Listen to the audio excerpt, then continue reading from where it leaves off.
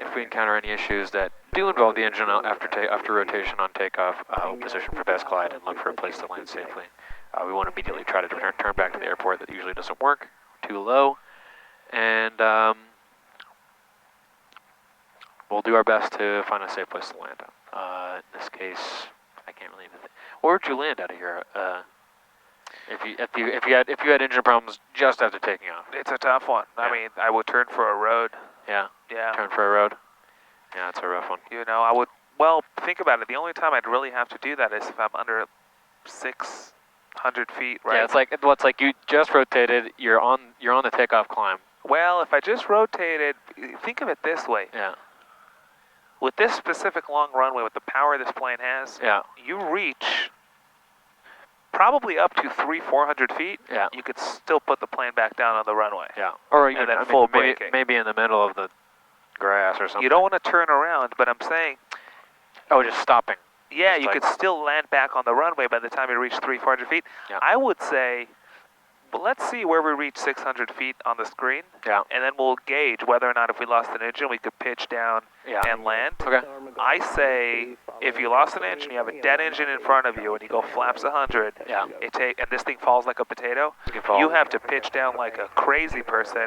I would say you'd be on the ground within not a lot of distance. Yeah. And what's the worst thing that'll happen? You'll hit the fence at the end. Yeah. It's kind of better than going into a house. Yeah. So let's pay attention and see where we reach 600 feet here specifically at Torrance. But I'm with you. In this area of LA, Yeah, it's difficult. it's kind of like one of those, You have to really think about it.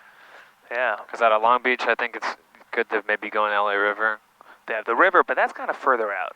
Yeah, I guess you're right. right. At that point, you pull caps. I guess you're right, yeah. Because then Yeah. you got a lot of time. Uh-huh. And that maybe, you just hit a freeway. Even then, it's so, I don't even know. I couldn't even think about doing that. Here's the thing about flying.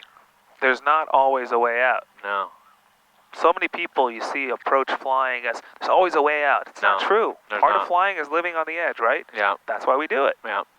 That's life in general. That's life. I could get into a car accident. There's not always a way out. Yeah. Right? It's risk management. It's risk management. How much risk am I willing to take on for the sake of this thrilling experience? Yeah. Right? Yeah. And the answer is, well, maybe I'm willing to take on for about 100 or 200 feet in the busy LA area out of some airports, not really having a cool, comfortable place to put the plane down. Yeah. Okay, that's a little tiny risk. It's 1 in like a billion, Yeah. or more or less. Yeah. But it's a risk. Yeah. There's areas and times in flying where we don't have a way out. Yeah. And that doesn't make flying unsafe. Yeah. It makes flying what it is. Yeah. That's it. But we do our best to understand the ways out that do exist to us. Absolutely. I mean, but remember, not having to pull caps or land starts well before you show up to the airport. It starts with maintaining a plane properly. It starts with making sure your engine has oil. Yeah. You know what I mean? All these things start well ahead of the game. Right. It's like the whole discussion of abortion. Do we abort or not? Well, it starts with don't get people pregnant.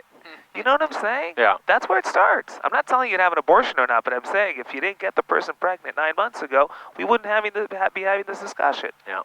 You know what I mean? That is true. That's my 2 cents. I agree with you.